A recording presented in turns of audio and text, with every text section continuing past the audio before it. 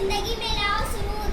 محترم صدر جلسہ، معزز اساتذہ اکرام اور میرے پیارے بھائیوں اور بہنوں، السلام علیکم ورحمۃ اللہ وبرکاتہ. یہ دنیا برق رفتاری سے تبدیل ہو رہی ہے.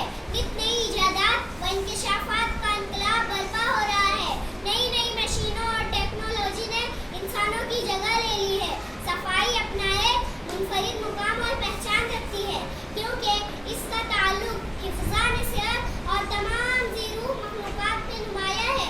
صفائی رکھنے سے انسان ہمیشہ تندرست رہتا ہے. صاف ستھرے انسان کی ہر جگہ عزت اور سربلندی ہوتی ہے.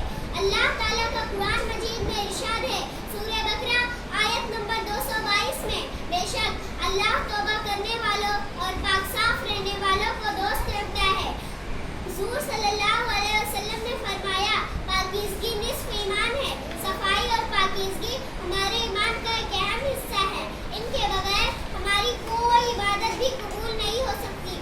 بحیثیت انسان ہمیں جسم کے ساتھ ساتھ لباس، جگہ، ماحول اور روح کو بھی پاکیزہ رکھنا ضروری ہے. صاف دل، صاف جسم، صاف جگہ بناؤ.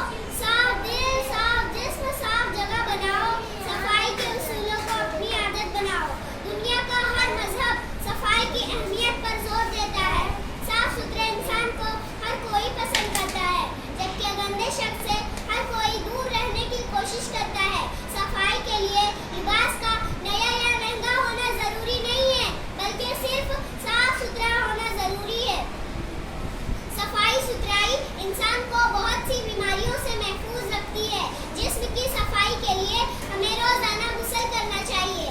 اگر جسم صاف نہ رکھا جائے تو مسامات بند ہو جاتے ہیں، جس سے طرح طرح کی بیماریاں پیدا ہوتی ہیں. مختلف تہواروں یا تقریبوں سے پہلے گھروں کو اچھی طرح صاف ستھرا کیا جاتا ہے. دلکش رنگ و روغن سے گھروں کی سجاوٹ کی جاتی ہے. اچھے گھر اور اچھے ماحول سے ہی انسان اپنی پہچان کرواتا ہے. صفائی کی اہمیت کا اندازہ اس بات سے بھی لگایا جا سکتا ہے کہ انسان اللہ کی تمام مخلوق میں اشرف المخلوقات میں شامل ہے. صفائی ہر پل کا ہو شعار، زندگی میں لاؤ نکھار اور وقار.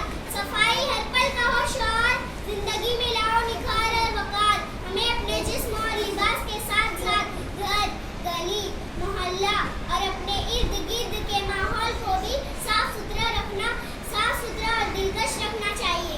ہمیں کھانا کھانے سے پہلے اپنے ہاتھوں کو اچھی طرح صاف ستھرا دھونا چاہیے. کھانا دینے کی چیزیں بھی پاک صاف ہونی چاہیے تاکہ ہمیں کوئی بیماری لاحق نہ ہو.